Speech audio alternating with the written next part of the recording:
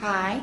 Thank you for volunteering for my Girl Scout project. I will videotape you answering some easy questions, and if there are any questions you want to skip or come back to, just say so, and we'll do that. Thank you. Are you ready? Yes. Okay. What is your full name and age? Kenneth Flavin. My age, 95, last July 19th. Okay. Were you an immigrant or a natural-born citizen? Natural born. Right. And were your parents immigrants? No, they were natural born. I guess the first immigrant we come to was my grandfather on my father's side, who came in from Wales in 1847, just in time to escape the Irish potato famine. Cool. What is your favorite childhood memory? Well, it was the memory, I guess, was the Depression. And people in those days don't even know what a depression is. They think it's maybe a dent in the road or something. It was a horrible economic disaster when 1/3 of my community was unemployed. And nowadays, very often, people my age think of the Depression. Most people haven't the slightest idea how horrible it was. Okay. Where did you grow up? What was it like living there? Well, I was born in Brooklyn, New York. Like most people who came from Brooklyn, they moved to Queens, which was more like the suburbs in those days. And the Depression hung over everybody. And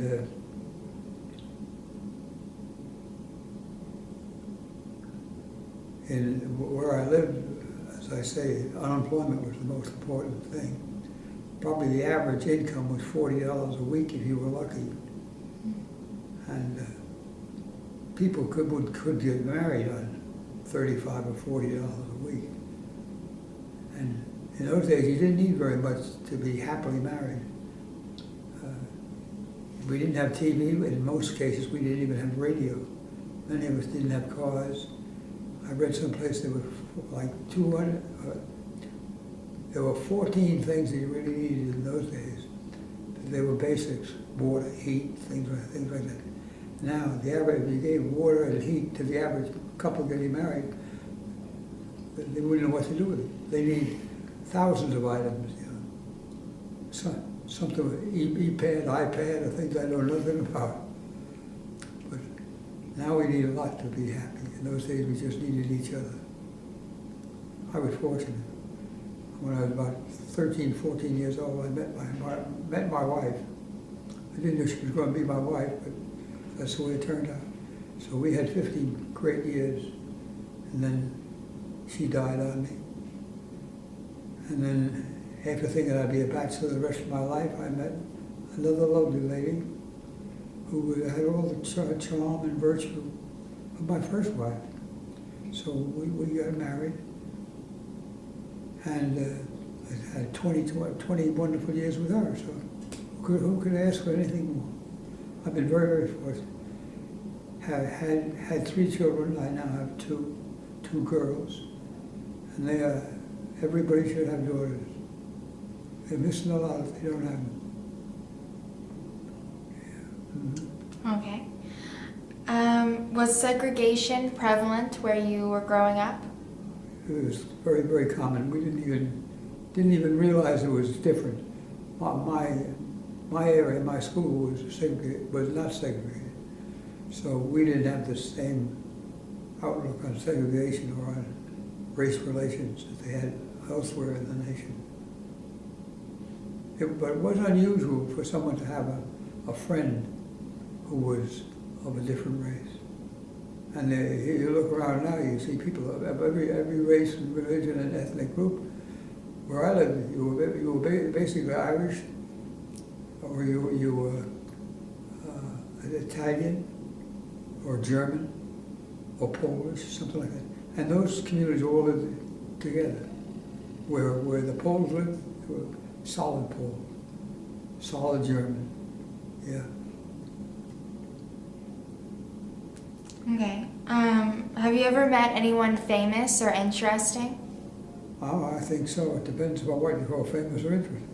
I met President Truman and President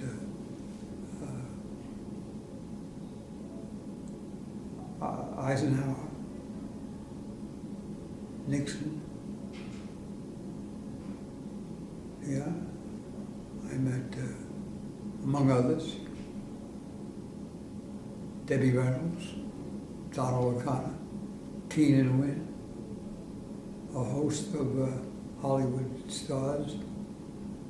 In fact, I brought many of them up from Hollywood during the beginning of the Korean War to entertain the troops. I was director of personnel at what is now Travis Air Force Base and had the opportunity to meet with them. But I told my secretary, although there's some of them will stay overnight, not at my place, no thanks. I had been told that you're better off if you don't bother to book them, but book them for somebody else, but not for my family. But it was an interesting experience. They made a movie out of it, in fact. It was a terrible movie, but it was interesting. Interesting in my niche. What was the name of the movie? Operation Starlight. It's on Netflix. Yeah. Did they have someone playing you? Are you in the movie? I wasn't in the movie. No, I seriously stayed away from stuff like that. They sent me the script, which was rather infantile, but nevertheless, they needed a technical advisor. And a friend of mine who had been a technical advisor said, don't touch that with a 10-foot pole. So I didn't touch it with a 10-foot pole, but I had a friend, he started out as a friend, who wanted to be the technical advisor. So after I warned him that it's not a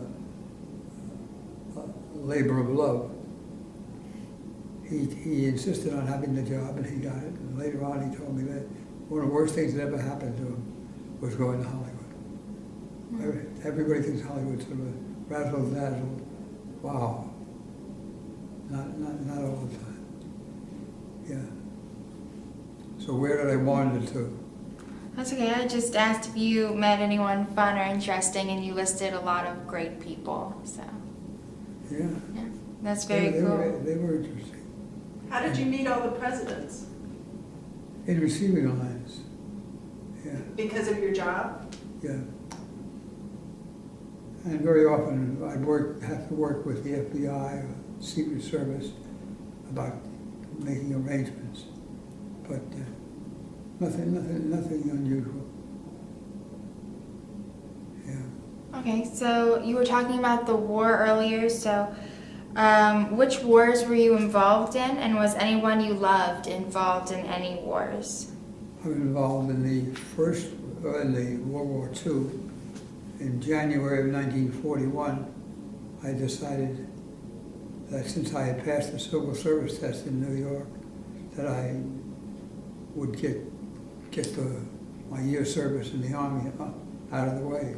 So I volunteered in, as I say, January 41, and almost got finished with my one-year duty when the Japanese changed my career plans.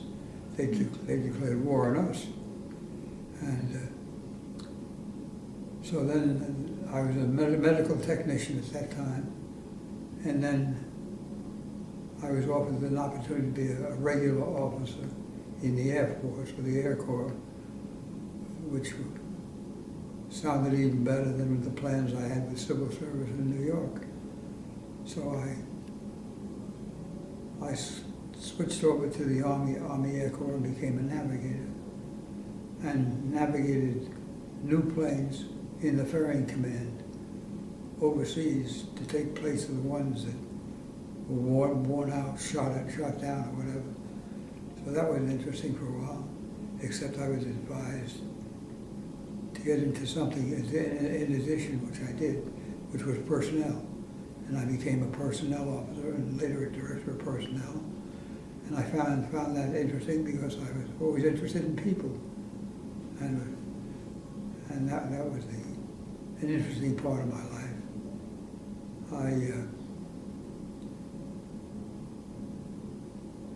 I just have to stop for a while, see where I am in the scheme of things. Do you want me to pause the video while you think? No, I think I can go on.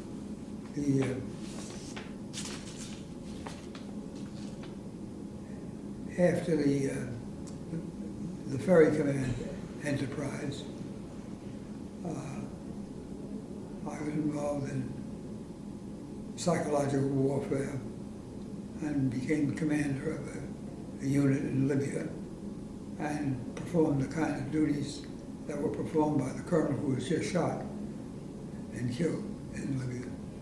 If you slipped the time, he was doing what I was doing, or I would have been doing what he was doing.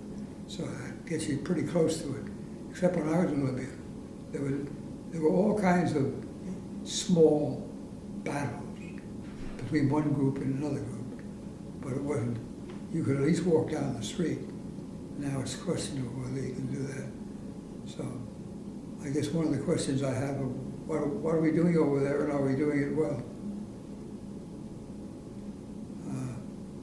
So after that, I came back to Washington, got into personal resource planning, and then got in another unusual outfit, and stayed with that until I retired in July 31st, 1968.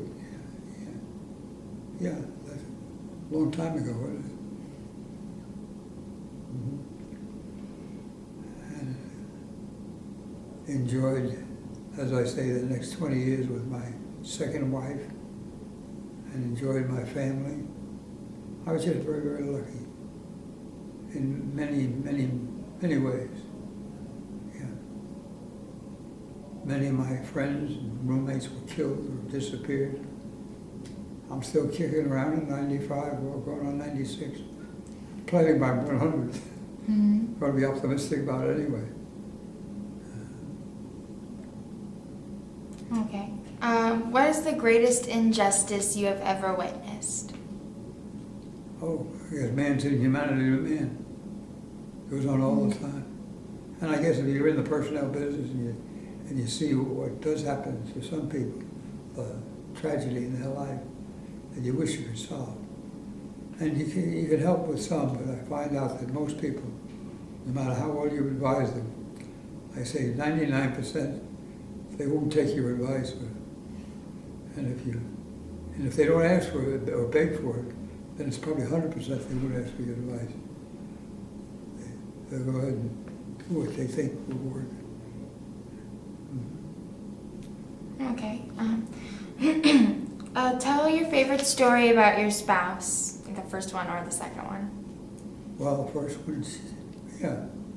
This little 12-year-old girl would come down near my house where her cousin and I were playing, usually baseball or something like that. And she'd tell him that it was time to come home for dinner. And she was just a 12-year-old girl that was annoying the daylights out of us boys when we tried to play. And but my friend's sister got married, and I went to the wedding and the reception, and I noticed this young girl in the wedding party who was very, very pretty, and I thought, gee, well, I wonder who she is. And I asked my friend Bob about who she was, and that's Ruth. I said, who's Ruth? He said, oh, that's the girl that comes here every night and tells me it's time to come home for dinner. And I said, you mean that little girl? Yeah. I said, oh, she's grown up on me. Sort of like a movie. Here was this beautiful young lady there. And shortly after that, someone in the neighborhood had a birthday party, and I got there, and she was already there. She had come with some other young man. And I danced with her, and I'm a lousy dancer. And I'm surprised that she even stayed with me after that for the evening. And I offered to take her home, and she agreed that would be fine. She would have to reject the first person who had already brought her. And although I guess that wasn't the proper thing to do. That's what she did. So that she was probably about 14 maybe then, close to that. So we became a couple, and in 1942, 2 days after I was commissioned, I married her. And then the next horrible thing in her life was, in the middle of our wedding reception, we had to pull out and go to my first military base in a horrible place, Rosecrans, Missouri. Anyway, 9 o'clock, in the middle of the reception, we pulled out, got on our train. I had no priorities for planes or anything like that. We went to Rosecrans, Missouri, to the second best hotel, which was about the 9th best, really. And when I got her into the hotel room and opened the door, there in the middle of this hotel was a string that hung down from the ceiling with a light bulb on the end of it. That was her logo. This is a young lady who came from rather pleasant circumstances, and I pulled her out here into this horrible thing. Well, she did what any normal woman would do, or even I, because I did. We cried. And I said, "You're not staying here." I said, "I'm getting you back on that train, back to your mother and father's home, where you can be treated decently. I may be there for Christmas." This was in the middle of December. "I may be there if they let me for Christmas, but I don't know." Well, fortunately, I got there for Christmas, and then brought her back after we found a decent place. Not a good place, just a decent place. Housing was, you can't believe how short housing was in those days. Yeah. In fact, there's a woman here, she and her husband were also in Rosecrans, the same. Well, they were there maybe about 2 months after I was there, so we never met there. And he died, and of course now I know Nell here. Small world. But my military career was successful. I went in, as I say, a buck private, made $31 a month. That wasn't big money, and even in those days, that wasn't big money. No, that wasn't much at all. Anyway, but then I progressed and did rather well, I guess, and retired as a full colonel, some almost 30 years later. So I was lucky in many ways. Lucky in love, lucky in life, lucky in my career. Okay. Talk about your children. How many did you have, and how fun or hard were they to raise? I had 3. One was Sue. She was with me last night. She was she was born in Hawaii. Second one was Pat. She was with me the day before yesterday. And she was born in California. She thinks she was cheated. That being born in Hawaii sounds more exciting than being born in California. And then our third was born in Libya, our son. And he was born with he had been what they call a rubella baby, a German measles baby. And he was born with no hearing. So my first wife labored night and day to give him oral speech, not sign language. He didn't want sign language, he wanted speech. And over the years, he did rather well, and got a government job as a GS-12. And then unfortunately, he died in September '09. So, yeah. Yes, so that was a touch of tragedy. But the girls, as I say, couldn't do better. Okay. Talk about your grandchildren too. Feel free to brag. I have three grandchildren, Heidi, Arthur, and Richie, and a great-grandchild, Maya. She's just precious. I think she's brilliant, probably just normal, but I think she's brilliant. They're lovely, and they're in the area. So we get to see each other fairly often. Again, lucky. That's good. Have you ever broken the law? Probably. I suppose from time to time, but nothing, statute of limitations probably taken care of all of them.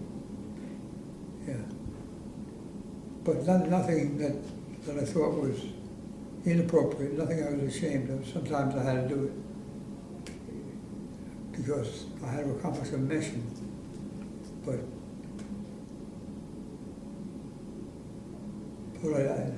I can live with it all. That's good. What is your favorite holiday story with your family or friends?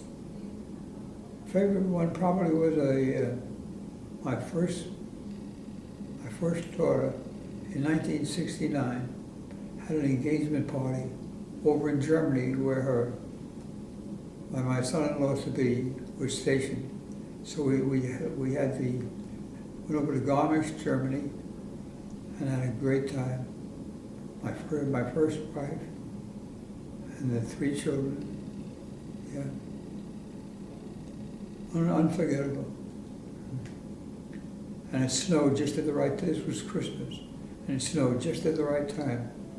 So Garmisch and the snowfall, you can hardly beat it.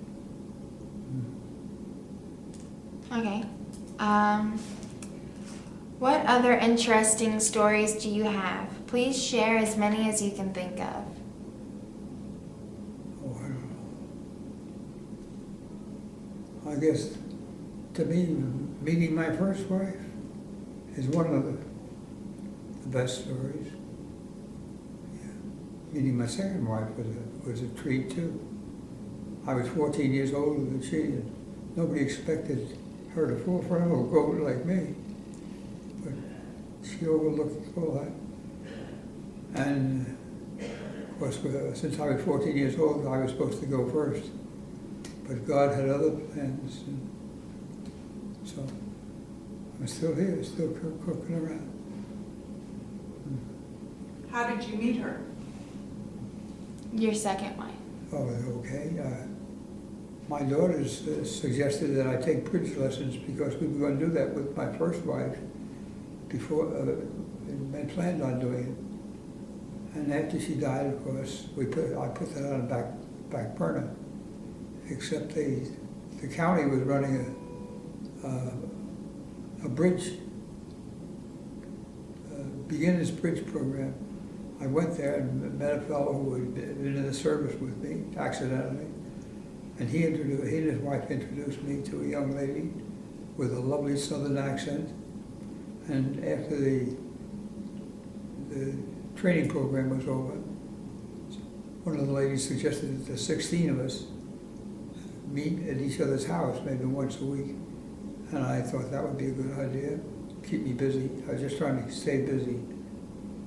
And I came home one night on my telephone recorder. There was this lovely southern voice. I didn't know who it was for a while.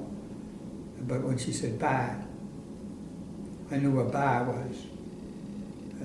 Hers sounded better than mine, of course. And that was her southern. And then we went out, the group, 16 of us went out for coffee after we played bridge. And finally, I realized what a nice person she was. I guess she thought that I was fairly decent too. So the next thing you know, we got married and had 21 years. Who could ask for anything more? Okay. Yeah. So she came here with me. We had about 5 years here. She died January 7th last year. So you just keep moving on. And this is still a good place to be. I still refer to us as we're the lucky ones. Most of us have been successful, healthy, and alive, and with someone we love. Yep. Okay, thank you. That's all the questions I have. Would you like to add anything before we wrap up?